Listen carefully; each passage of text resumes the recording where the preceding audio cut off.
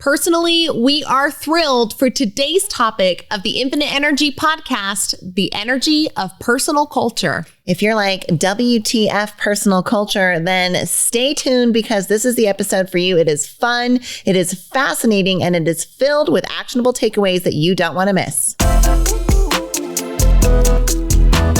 Hi, we're sisters Kay and Shi, and we're the hosts of the Infinite Energy podcast. We believe that everyone has the power to live a more energized, optimistic, and fulfilling life. In every episode, we share tips and techniques for harnessing your own power and creating the life you deserve. Get ready to ignite and discover the limitless power of infinite energy.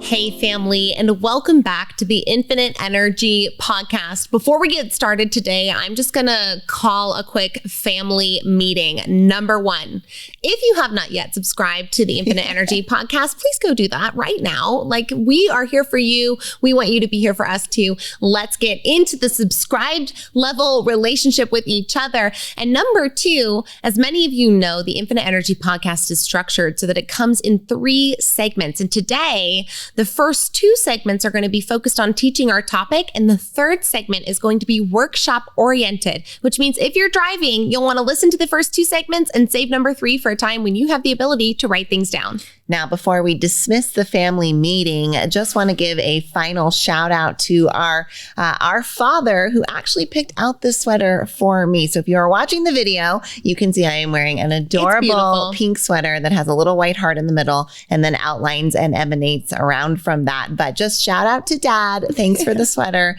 I loved getting the special shirt from you. And now back to the show. No, well, we had to have the family meeting to let everyone know that our dad is your personal stylist, to scold them for not subscribing if they haven't yet, and to invite them to do so, and to get into today's topic, which is all about personal culture. Now, you may or may not know that Shyla and I teach leadership and culture at the University of Nevada, Reno. We love getting to teach on this subject, but the deeper that we studied organizational culture, the more we saw overlap with how our personal culture expresses both in the outcomes of our life and in our actions. You know, last semester we got to teaching the topic of culture and the inside of the organization and couldn't help but see the parallels, much like we see with, sociology and psychology. What happens to the individual can also happen on the societal level. We see that in terms of culture as well, right? What happens on an organizational level also happens on an individual level. And so as we looked at culture and how it plays out inside of organizations, we were like, there's a lot of parallels here to how it plays out with us personally. And so we turned it into an exercise and now have begun to really hone it for our classes, and just got to teach it last week to our class. And it was so fun to take the students through this analogy. And we know you're going to benefit from just thinking about culture, something as big and as broad and as incredibly complex as the topic of culture, and then applying it in a really unique and fun way to yourself can actually give you a lot of insights that you might not be able to find in other ways. But we're not going to tackle any topic here on the Infinite Energy podcast without first laying down our definition of the day. We are so excited to be coming at you with today's definitions. Now, we're going to take this in a 2-parter. In order to understand personal culture, we want to first share with you the definition that comes from the textbook that we teach out of for our class of organizational culture and how it forms. So the definition that we have is that organizational culture is what the group has learned in its efforts to survive, grow, and deal with its external environment and organize itself. So, however the group has overcome problems in the past become the way that they approach problems in the future. Right. So that personal culture, now we think about that and we replace the group with you. What you have learned in your efforts to survive, grow, and deal with your external environment and organize yourself.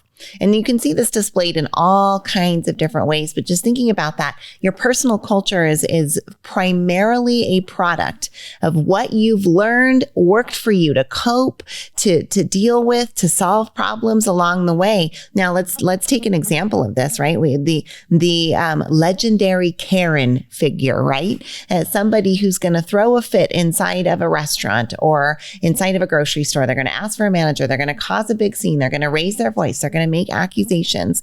Likely, this person at some point in their childhood was able to solve their problem through throwing a fit. And lo and behold, they never learned a new solution to the problem. And now this has become part of their character and who they are because their solution to solving their problems never evolved and changed. And then it became their personal culture.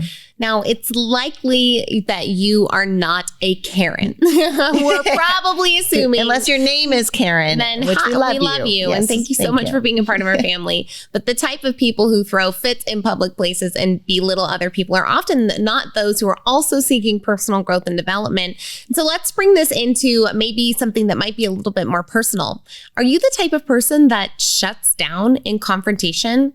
Or maybe you're the type of person who explodes and gets confrontational at someone else.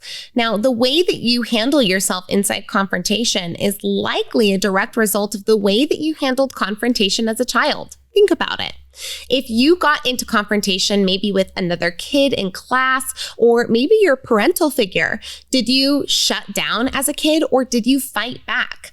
I was a shut down kind of kid. I would just retreat into my room. It was very rare that I would fight back, right? But I find myself doing that in adult situations. When I get into conflict with my partner, sometimes I'll retreat and I won't want to talk about it. It takes a lot of bravery and courage for me to work against that pattern. And many of us don't even understand that our personal culture gets programmed into us without us realizing, because we really just stumble through life's problems. We're not aware that we are actively solving the problems in order to better our future when we're just 4 and 5 years old trying to figure it out. Right. If you have a problem with procrastination, chances are at some point in your life, you waited a very long time to do an assignment and then you crammed it in the night before and then you got a good grade on it. And what you then learned, whether you were conscious of it or not, is that you get a good grade when you procrastinate. And so you may even be reinforcing the habit of procrastination because that's what you learned early on. I get an A when I procrastinate. I don't know what I get if I don't procrastinate because procrastination is part of my formula. That's how I solved the problem as a kid. Now, hopefully you look at your personal culture, your character, your history, and you say, there's a lot of things I like, right? There's a lot of things that you've learned how to adapt to your environment or you've solved your problems with, or you've organized yourself, because remember, that's part of it, that work for you and that you like. But if there are parts that you're like, oh, I don't like that, or that feels dysfunctional, or I think I could up level that in some way, that's where you get that opportunity to examine your personal culture and then decide, are there some elements I want to replace or evolve? You know, there was a time in my life where I took it upon myself to examine my personal culture. And Shai, thank you for helping to bring about this examination. I know that it was difficult on all of us, but when I was in the 2nd grade, once at a share and tell, I told the class that I had 3 dogs. Well, we only had 1 dog at the time, and I was just wrought with guilt over lying to the class about having 3 dogs. I wanted to seem cool. I mean, come on, 3 dogs would be so cool, and we only had 1 dog. And so I sat on this lie for a week, and it built and it built and it built inside of me. And the next week at Share and Tell, I told the whole class through basically sobs that I only had 1 dog and that I didn't have 3 and that I lied. And the class, honestly, could not have cared less. They could not have given a hoot. They could not have given a hoot that I had lied. And so I learned that I could lie and I could get away with it and that people wouldn't really care. And so over the course of my childhood, I developed a really bad habit of lying, even sometimes when I didn't mean to. Now, fast forward to being a budding young adult between the ages of 17 and 19, and this chronic habit of lying was not serving my relationships or my goals. And I had to kick it, and I had to kick it hard. It wasn't an easy process, but I examined my personal culture. I found something in there that I wasn't proud of, and I decided that I wanted to move forward as a person of integrity and to create some rules for myself that allowed me to survive, grow, and deal with my environment and organize myself in a way that I was conscious of and proud of.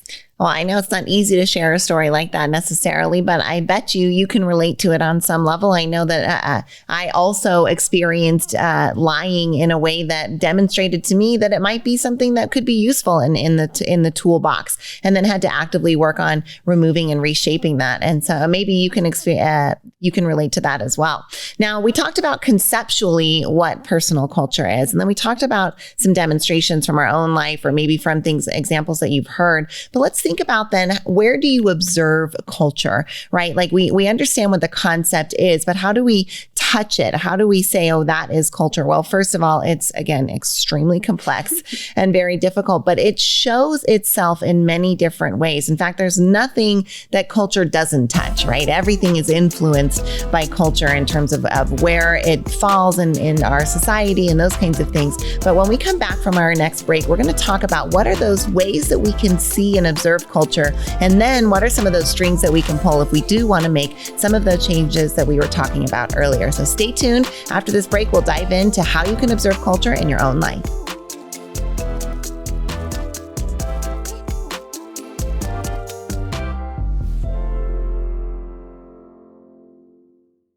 Do you find yourself losing control of your scroll on social media?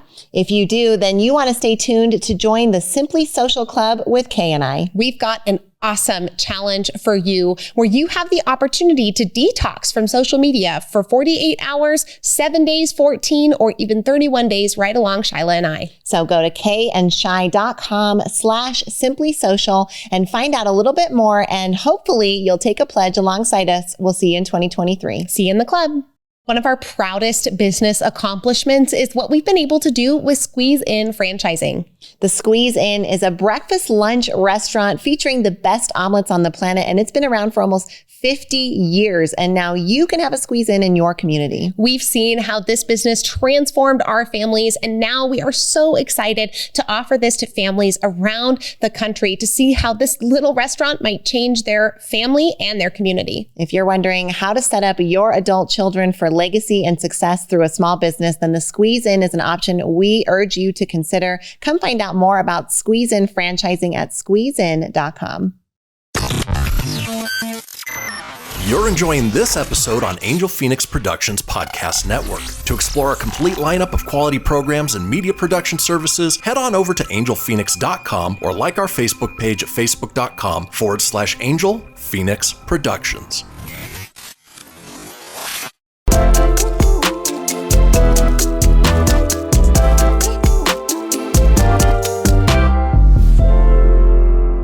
All right. If you have heard from us before on organizational culture, you will be familiar with the next layer of teaching that we are going to get into. But we want to ask that you come at this with curiosity, with fresh eyes and ears, because trust us, when you bring the ideas of organizational culture and layer them onto your personhood, boy, do you really get an interesting mix.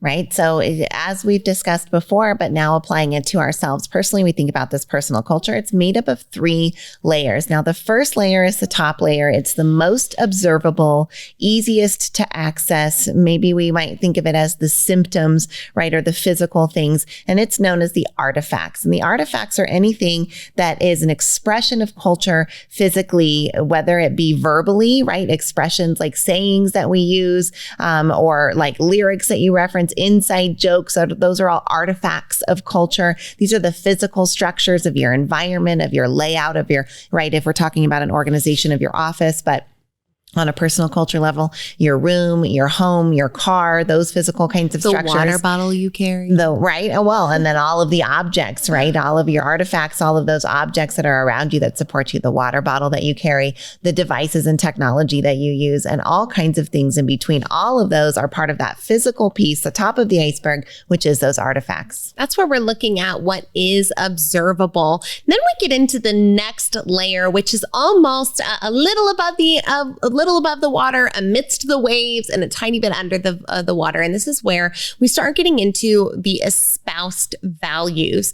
These are the things that you say about yourself, your philosophies of life. We often like to say that this is what phrases that you might give advice to someone else if they're dealing with an issue, right? If somebody comes to you and says, oh, I'm having a challenge in my relationship, and you say, well, you should approach it with open communication. Open communication is very important. That's you espousing a value, saying openly that you think that open communication is important. So this is what you say. And this is that second layer, what it is that we put out to the world in regards to our values. Right. That's that. Exactly. I love that expression of just philosophies, right? So if you could go back to 12-year-old you and you're giving 12-year-old you advice, these are the things that you would say, right? So those are those espoused values and things that you hope that you stand for. And we say hope that you stand for because, of course, there's one more layer to the iceberg, and it's the part that's not observable, certainly not from the water top.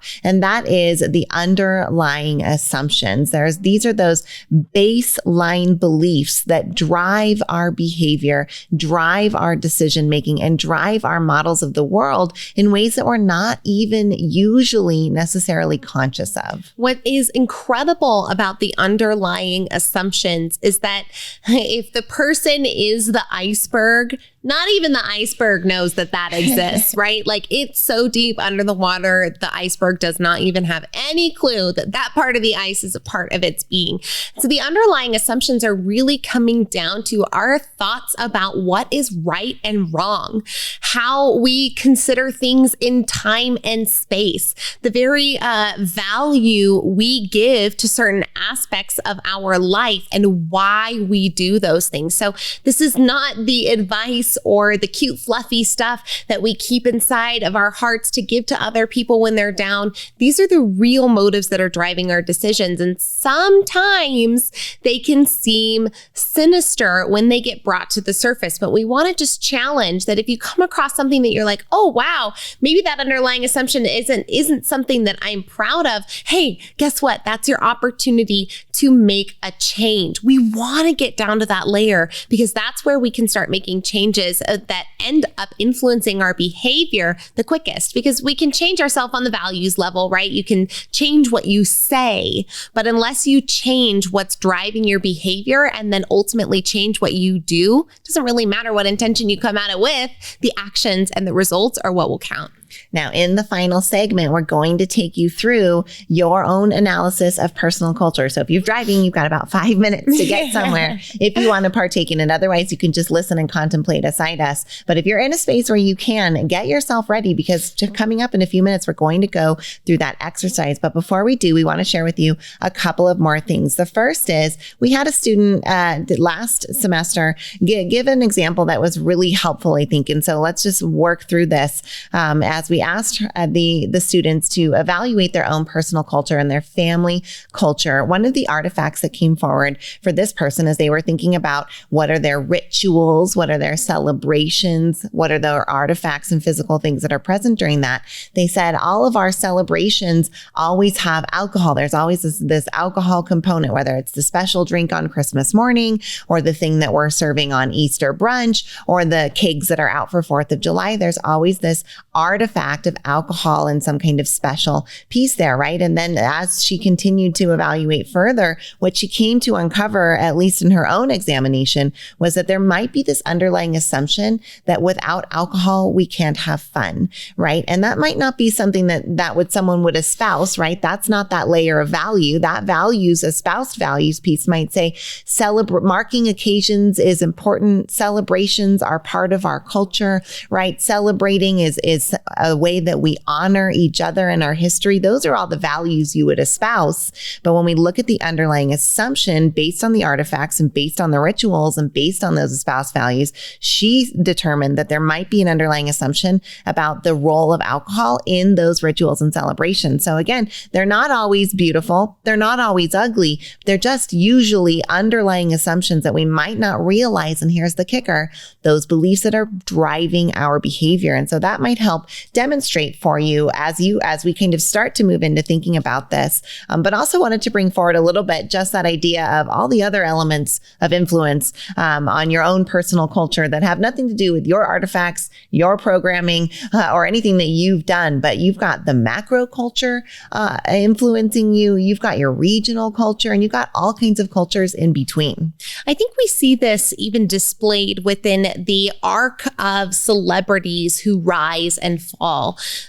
Someone who likely aspires to be in the public eye is comfortable at best with attention, and at worst is craving it out of a really deep need or insecurity. Now, somebody who manifests an incredible presence out of a need from an insecure place eventually will find themselves on the end of the manifestation where the insecurity comes to fruition. And so these underlying assumptions can sometimes even trip us up without us understanding that that's what's going on. And so it is our great challenge to tolerate the complexity at which the culture inside of us lives, and to do our best to be as honest with ourselves as possible as we start asking the question, what's underneath? Why are we motivated to do the things that we do? And we're not going to be able to solve all of your underlying assumptions or to even figure out what they are in the next 10 minutes, but we are going to get through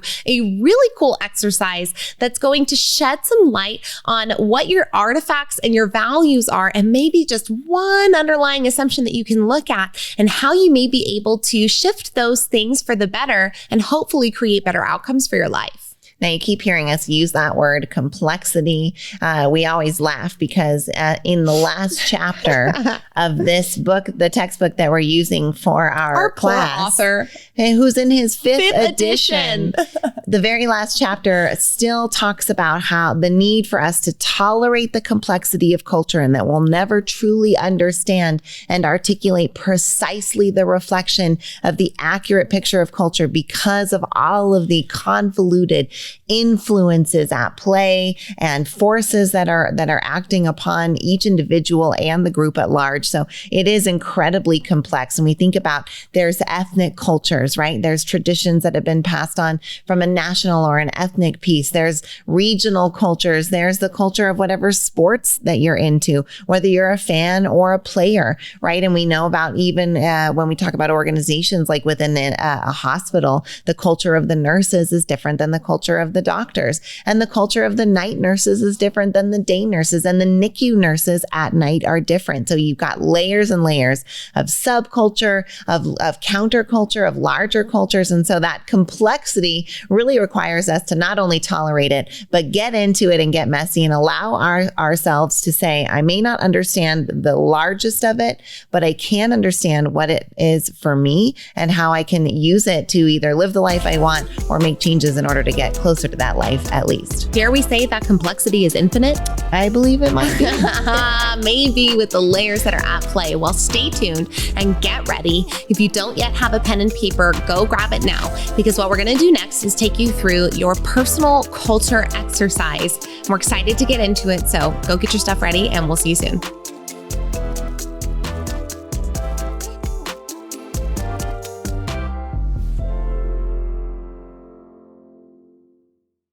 We're talking leadership this week, and one of the organizations we are so proud to be at the helm of is the Neuroencoding Institute. We got to co-found the Neuroencoding Institute alongside Dr. Joseph McClendon III, amazing world-renowned neuropsychologist and incredible mentor and teacher. If you're at all interested in learning more about what the Neuroencoding Institute does and what it can do for you, please visit neuroencoding.com.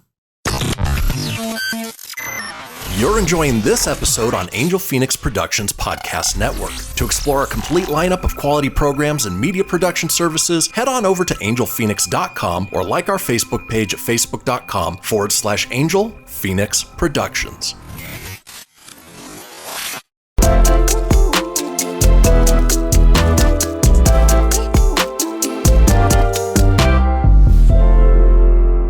All right, right, it is the fabled final segment here on today's episode of the Infinite Energy Podcast with Kay and Shi. We've been talking about the energy of personal culture, and now we are going to take you through an exercise that we run with our management class at the University of Nevada, Reno, and that it has been altered through time from all kinds of different neuroscience techniques, collegiate and academic resources, kind of combining in this amalgamation of something that is absolutely fun and revealing for yourself in ways that you might not realize. So we want to introduce you to an organization that we like to call U.org.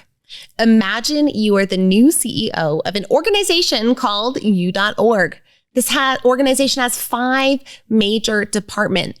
And your job right now is to study these departments for each element of culture that we previously discussed. Remember, artifacts, values, and those underlying assumptions. And we're going to assess what you think you as the CEO could improve in each of these departments.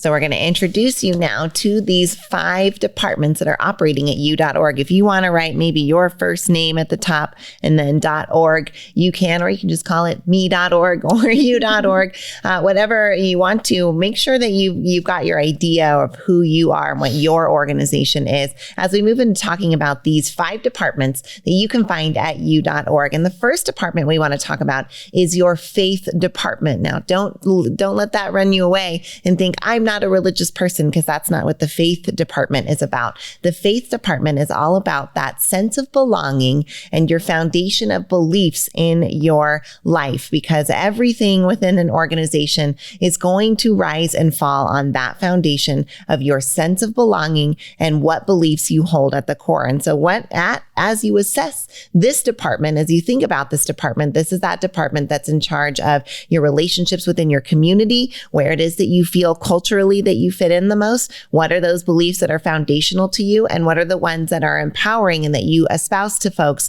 on the regular? Also, your spiritual health and how you feel in regards to your connection to, dare I once again say, the infinite energy of the universe. All right, next up is the Department of Fitness. Now, this is not just about physical fitness, but about your mental fitness as well. How is this department doing in helping you succeed in these 2 departments? How well do you feel physically, and how well are you handling yourself mentally? Because both are really important. Next up is the Department of Family. This is your relationships department. So this department's all about that relationship to yourself, which is an important one many of us neglect. Your relationship to others, your significant others and those around you, and your relationship to your environment and the world at large. How do you fit into society, and what is your contribution? The next one is a little bit of an iteration, because come on, we have 5 departments and all of them start with F. And so this is your fashion. Your profession.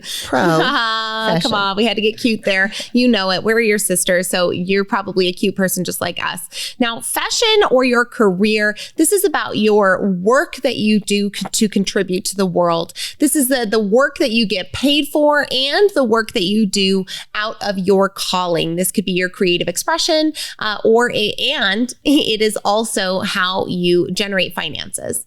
Right. An important piece there, how you spend your time. What is it that you're giving your time to? What is your career? What is that calling piece? The final department at U.org is the freedom department. We love this one. This is right. If your fashion is how you earn your money, your freedom is how you spend your money, right? What does your financial fitness look like?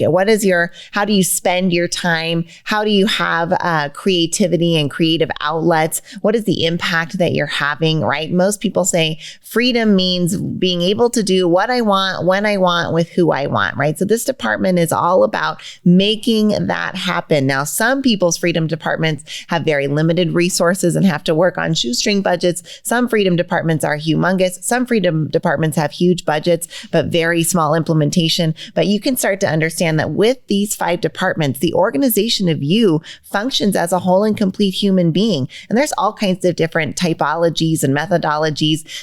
Some folks bring a wheel and you color in where you are on this wheel. Some of them have 6 categories. Some are down to 4, but all of them are going to include these general things, right? How are you doing in your relationships? How do you spend your time with your work? How are you contributing, and how are you with your money? How's your physical health, your body, and your mentality, right? You have kind of these general zones, and we like to call them the 5 F's, or the 5 departments at u.org. So we're going to take our first prompt question for you, a consideration question, just to get your thinking self going. We want you to consider this. What's a time that u.org ran really well? And what's a time that u.org ran poorly or maybe experienced some instability? We're going to give you about 45 seconds to consider these 2 things. What's a time it ran well and a time it ran poorly? We're going to throw up some music for you and give you some time to consider this question.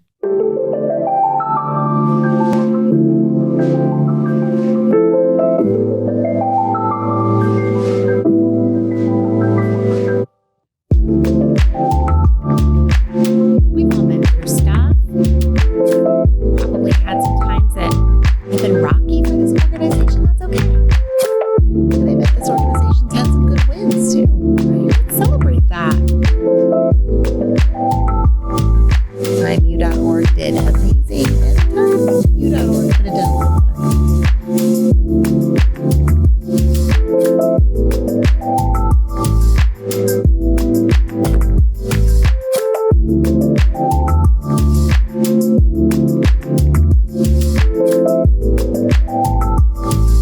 Hopefully you considered just these 2 times. We're not asking you to write a whole list. We're not asking you to go into your past and do absolutely everything you can to figure out your transgressions. That's not what this here is about. It's just about 2 times, 1 win and 1 time u.org has experienced instability. So next up, we're going to get into another journaling piece for you. Now, this time, we want you to consider the artifacts that we discussed before, right? Those tangible things that we can see.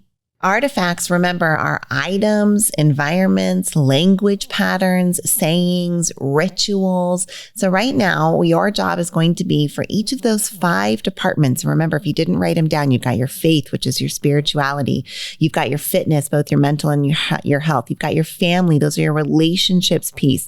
You've got your fashion, right? How you spend your time in your career. And then you've got your freedom piece. That's that financial, that time, that impact, that creativity. Those are your 5 departments, and we want to identify 1 or 2 artifacts of each one of these departments, right? So in fitness, if you like, for me, an artifact there is my treadmill, maybe some of my running medals, right? Maybe your water bottle if you're really into hydration. So think of 1 or 2 artifacts for each of the 5 departments. We'll give you just a minute or 2. Stay out of your head. Just keep writing. Get this in your journal. Get some artifacts for each of the departments right now.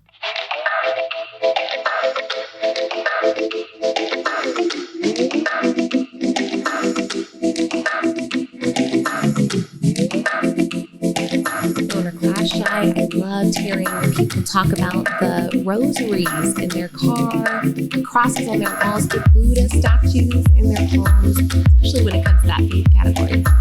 Right? Those are some great examples there. The artifacts of the relationships, right? Some of those sayings. Kay and I have what we call Hamilton trigger words, right? Certain words will spur a Hamilton lyric. That would absolutely be an artifact of our relationship. Oh, hands down.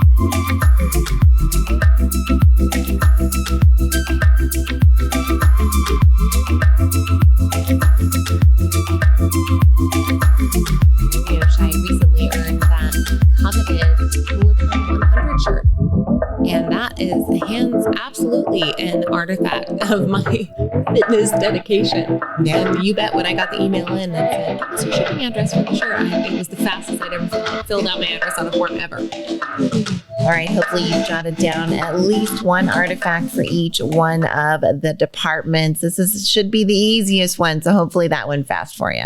All right, next up, we are going to have a look now at this collection of artifacts that you've identified from each of the departments and see if there's any values that start to rise up for you as you look at the collection of artifacts, as you think about the idea of espoused values, right? This is that, what would you tell 12-year-old you? Or what would you tell a friend that's struggling? Is there any values that are coming forward for you, right? Is there one that you're like, every time somebody's in a relationship struggle, I tell them, don't go to bed mad, right? That would be an espoused value for the department of your relationships, of your family piece. So look at your artifacts, look at your departments. If you're looking for extra credit, try to get a value for each one of the departments, but take just 30 seconds here and see if you can identify one or two values of u.org based on the artifacts you identified.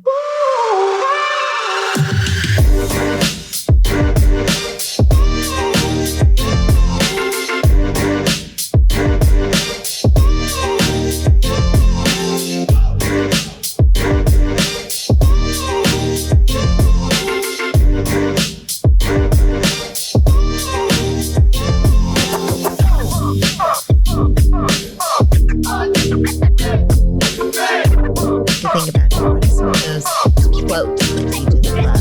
One of my favorite quotes is, don't wish you were easier, wish you were better. There's kind of a lot to unpack in terms of underlying assumptions. So that's definitely a value I espouse quite often. One that came in through a class that both of us really resonated with was that pressure is a privilege. Imagine operating from a value that the pressure you're under is a privilege to carry.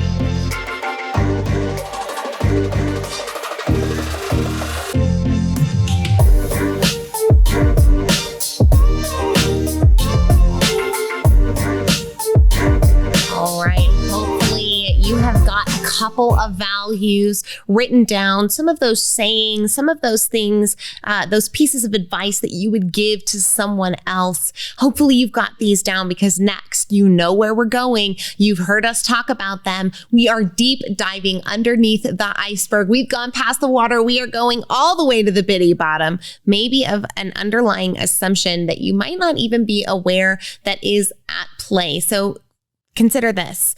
Based on your understanding of the values that you just wrote down and the artifacts that you've also identified, we want you to do your best to try and find one underlying assumption. This is not about having one for each category. This is just about finding one for your life because going this deep can be tough. So what's one underlying assumption that you think is driving behavior at u.org? And just remember, we're going to tolerate the complexity here. We're going to tolerate the difficulty, and we're going to do it together because this can really be a challenge. So we're going to give you about a minute to go through this, and hopefully you can get down to that bottom of the iceberg.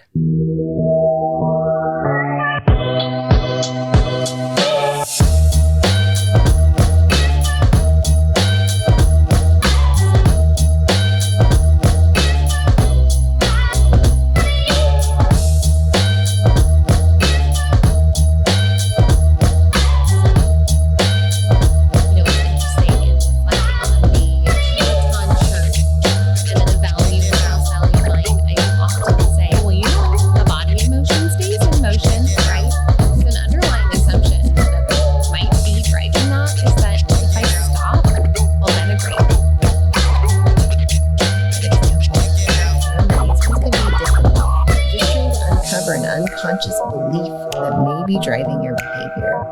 I mean, imagine if I stop identity at an extreme, right? That can lead somebody to push through even when they need the boundary of self-care.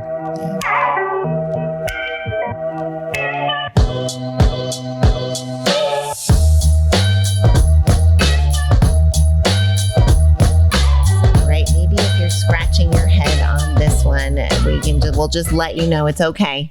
This might be one that you take with you through the week as you kind of contemplate what are some of those underlying assumptions. All of us want to uncover those programs and those beliefs that are not empowering us and that aren't helping us be resourceful. But oftentimes we struggle to get to that level. And so hopefully this reframe and this exercise just help you see there's another avenue and another way to get there to that underlying assumption. I was thinking about, perhaps if I considered the artifact artifact from my fashion department of my master's degree, and then I coupled that with the espoused value that don't wish it were easier, wish you were better, I might uncover an underlying assumption there that worthiness equals achievement. Right? That when one is achieving, then one is worthy, and don't wish it were easier, wish you were better. If you're better, then you achieve. And if you achieve, you're worthy. And so you can see how there just might be some underlying beliefs that if unexamined could hurt you in ways that you might not want. And so that's this opportunity here that we brought forward for you. So take this with you this week. Think about your own artifacts as you consider why you're choosing the outfit that you are, what the meals are, what the inside jokes are, what the isms are, what those values are that you espouse, and maybe, just maybe, you'll even uncover an underlying assumption. We so hope that you have enjoyed this personal culture exercise here on the Infinite Energy Podcast. We know we went a little long for our normal 30-minute episodes, but we really hope that this third segment was something that you can actually even revisit time and time again, and maybe work yourself down to those underlying assumptions, because they really do matter. Remember, this comes at you with the deepest love from your best sisters, Kay and Shi.